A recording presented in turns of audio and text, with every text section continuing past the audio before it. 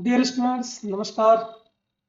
I am Dr. Nutan Prakash Vishwakarma, and today I am going to teach you a very simple topic that is known as cell theory. So these are my credentials. I qualified almost all the examinations being conducted in the life sciences stream, and my 14-year plus experience is definitely going to help you to make the biology easier to understand. So dear students, the cell theory was basically proposed by two researchers, Snyder and Swan. Snyder actually observed the plant cell and Swan observed the animal cell.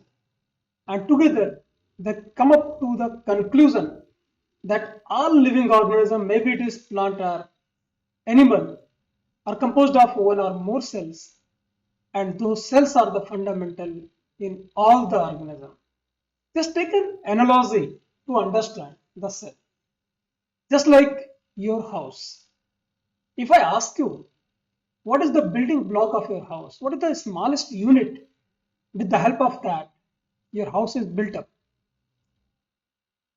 Without much delay, you will answer that is the brick. If brick is not there, you cannot imagine even for the construction of your house.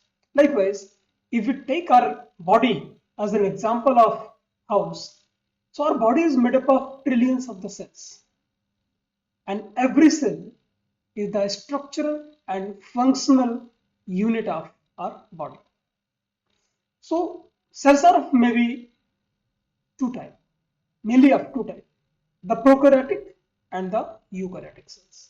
Prokaryotic means the organism which are not very much developed. That cells are called as prokaryotic cells. We people are developed animal, so we have the eukaryotic cells.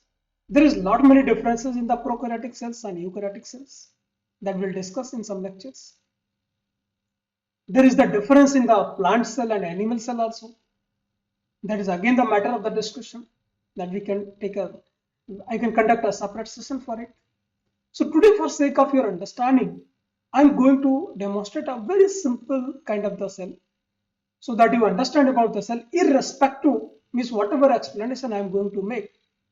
That is the very general kind of the discussion. Means I specifically I'm not focusing on the plant cell or animal cell or prokaryotic or eukaryotic. It's a general introduction about the cell. So here you can see the shape of the cell. Obviously, your cell should be guarded by some cells. Layer cell should be there, otherwise it will not be protected. So to protect, just like your house is protected by the boundary, likewise, the cell is protected by the security gate, and that is known as cell membrane. If it is plant cell, then maybe from the out of the outside it will be cell wall, then will be the cell membrane, and cell membrane is also known as plasma membrane. If it is animal cell, then only single gate will be there, that is known as cell membrane. All right, and in the center of the cell, one central thing, that is no control center is there. What is control center? Means from there only all the instructions to run the cell, to act effectively, to act efficiently, all the information will be, all the commands will be given from there. So, and that is known as nucleus, one organelle. In your cell, lot many organelles are there. So the most important, although all organelles are important, but the basic which is acting as a control center, that is known as nucleus. In nucleus, there is the something like blueprint of your life, and that is you all know about genome. And genome is made up of DNA. So DNA is the entity which have the information to run your life, and DNA is enclosed in the nucleus, right? So DNA is also known as genetic material. Suppose your body, your cell wants to make a protein, any particular protein. So that all information, all the recipe is being coded here in the nucleus, and that is inside the DNA. So that DNA is enclosed in the nucleus. That DNA is not going to come outside of the nucleus. So what we can, how cell can make the protein? One mRNA means messenger RNA, means DNA is not coming outside the nucleus. It will make one copy of the messenger RNA, something RNA, ribonucleic acid. It will make the mRNA and it will go outside, and which have the relevant information to make the protein. Once the mRNA will come outside, here you can see something like endoplasmic reticulum. What does it mean by the endoplasmic reticulum? Endoplasmic reticulum have mainly two functions, my dear students. The number one function is that, let me tell you, just like our body, to give our body a definite shape and size, we have the bones. Likewise, all the cells have definite shape and size. So how your shape will come, that is due to the endoplasmic reticulum.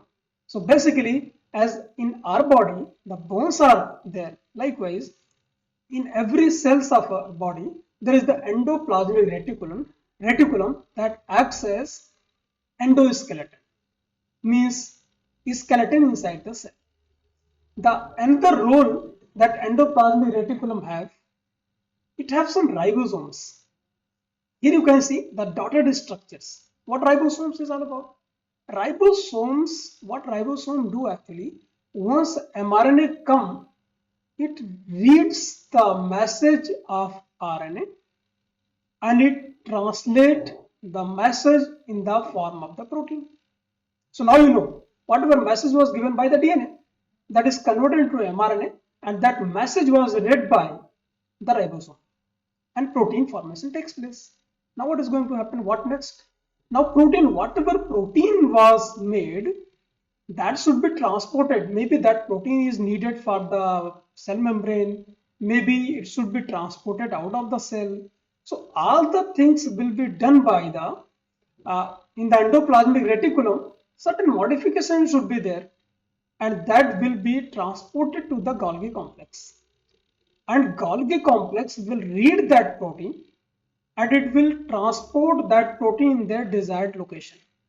Means Golgi complex will decide that actually where your protein should be get transported.